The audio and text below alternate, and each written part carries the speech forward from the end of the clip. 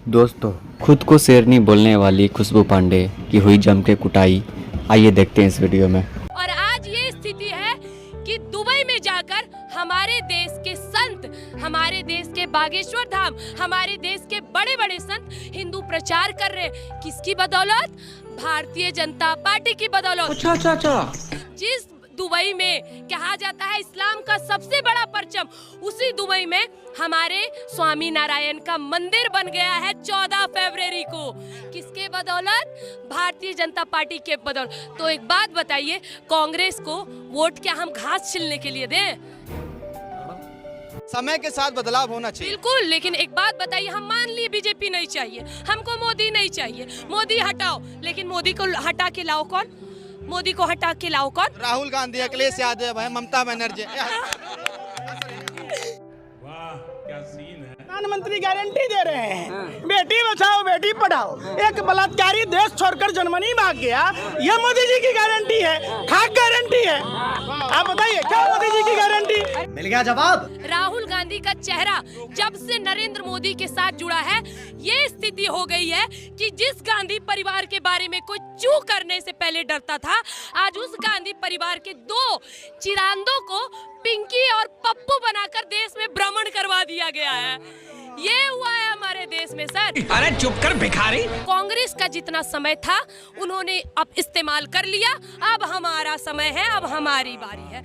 इस बात को सोचना और कहना बंद कर दीजिए और आप यही रहिए सर, 5 से 10 साल यही रहिए। आप भी सवाल हमारे समर्थन में पूछिएगा, इतना किसी का हिम्मत नहीं होगा ना सर। मीडिया भी खरीद लीजिएगा। नहीं सर, खरीदेंगे नहीं।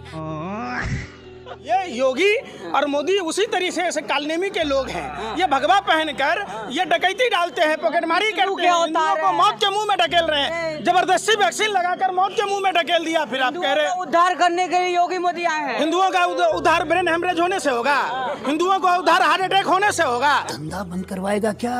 हिंदुओं का उद्धार हिंदू बच्चों को रोजगार नहीं मिलने से होगा, हिंदू लड़कियों के साथ बलात्कार करने वालों के साथ रहने से होगा। क्या समझा रहे हो? विकास ना हुआ लोगों का। है? विकास हुआ ना? विकास हुआ तुम्हारा, इसीलिए गाल बजा रहे हो। 75 में हमारे देश में आपातकालीन इंदिरा गांधी जी द्वारा लगा था और 60 लाख हिंदुओं का नसबंदी करवा दिया गया था ताकि वो अपना संतान पैदा ना कर सके। आज ये सवाल क्यों कर रहे हैं कि हम मीडिया वाले को खरीद लेंगे? देखिए सर, अगर बिकने वाले होंगे तो आपको भी खरीद ही लेंगे। आयुष्मान भारत योजना है ना, बेटी बचाओ बेटी पढ़ाओ, बुलेट ट्रेन योजना है ना, नमामि गंगे के तहत गंगा क्लीनिंग और मंदिरों के जितने भी अर्थव्यवस्था और जितनी भी चीजें खराब की गई हैं उनको ठीक करने, रोड। अभी पता है हमारे कांग्रेस के काल में हमारे देश में किस चीजों का निर्माण हुआ? क्या?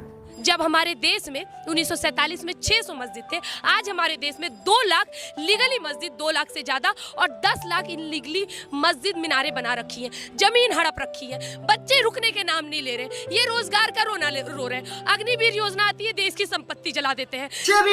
टिकटॉक ये हो। देश के अंदर मुसलमानों को टाइट किया जा रहा है। सरकार मुसलमानों को नहीं, हिंदुओं को टाइट करने का काम कर रही है। अगर पेट्रोल का दाम बढ़ रहा है तो सबसे ज्यादा असर हिंदुओं के कंधे पे पड़ रहा है। बेरोजगारी हो रही है तो सबसे ज्यादा असर हिंदुओं के कंधे पे पड़ रहा है, क्योंकि भारत देश में हिंदुओं की तो आबादी ज्यादा है। तो अगर महंगाई बढ़ेगी तो सामना सबसे ज्यादा हिंदुओं को करना पड़ेगा, बेरोजगारी बढ़ेगी तो सामना हिंदुओं को करना पड़ेगा। तो सबसे ज्यादा तकलीफ का सामना तो हिंदू लोग ही कर रहे हैं और पागल भी उन्हीं को बनाया जा रहा है। सही पकड़े हैं आप। बेरोजगारी का बात कर रहे हैं ना, अर्थव्यवस्था खराब हो गया ना। महाराणा प्रताप के काल में भी देश का अर्थव्यवस्था खराब हुआ था, उन्होंने घास का रोटी खा के अपना जीवन गुजारा, अकबर की गुलामी स्वीकार नहीं की थी। हम भी उन्हीं के वंशज हैं। अरे ये बात तो मेरे दिमाग में आया ही नहीं। अच्छा दिन आ गया।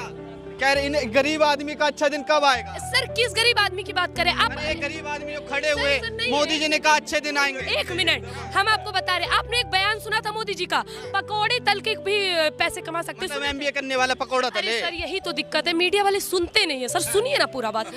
बोल। हम आपको बता दें, कभी बनारस घूम के आइएगा। अरे बनारस छोड़िए, हमारे जमुई का जिसके हमारे पूर्वजों का धरोहर है पत्नीश्वर धाम, कभी घूमने चलिएगा। वहाँ छोटा छोटा बच्चा, आपको पता महीना में कितना कमाता है? 40,000 रुपया। और इतना ही नहीं, आपको हम वो वीडियो भेजेंगे, वो लगाइएगा। छोटा पढ़ा लिखा जो छोटा बच्चा 40,000 कमाता है, वो पढ़ के अगर IPS IAS बनेगा ना तो महीने का ₹1,00,000 से ज्यादा कमाएगा और देश को संभालेगा। सर कैरी मिनाटी का नाम सुने, वो कभी कॉलेज नहीं गया, आज करोड़ों रुपए महीना कमाता है, उसको क्या बोलिएगा? जोर जोर से बोल के लोगों को स्कीमें बता दे। और उसको प्रमोट करते हैं नरेंद्र मोदी। अरे सर टैलेंट है, हमारे देश में दिक्कत यही की हुई है कि जो सरकारी नौकरी करे केवल उसे ही पढ़ा लिखा, ईमानदार, सच्चा और अच्छा युवा माना जाएगा, अन्यथा सब बेरोजगार है। चाहे तुम बिजनेस भी करो तो बेरोजगार है। तो गजब आदमी है। 2014 से पहले बहुत शोर था, 10 सालों में पता चला ये तो बहुत बड़ा चोर था, ठग था। अरे तिलक लगा के मोदी जी का विरोध, हम कह रहे हैं अकेला तिलक लगा के मोदी जी का विरोध करिए यार। तो तुम क्या भाजपा के दलाल बने बड़े हो? हर जगह बेइज्जती करवा रहे हो तुम। कि जो वैक्सीन लगाया है मोदी जी ने, वो वैक्सीन क्या सिर्फ मुसलमानों का चोरी टाइट हुआ है कि हिंदुओं का भी टाइट हुआ है? जो लैब में पास नहीं हुआ, हिंदुओं को मौत के मुंह में मोदी जी ने ढकेल दिया, तो तुम कह रहे हो हिंदुओं को बचा लिए। मोदी जी नहीं होते तो मर गए होते आप लोग कब का। शुक्र होता मोदी जी ही नहीं होते तो सब दुनिया बचा हुआ होता।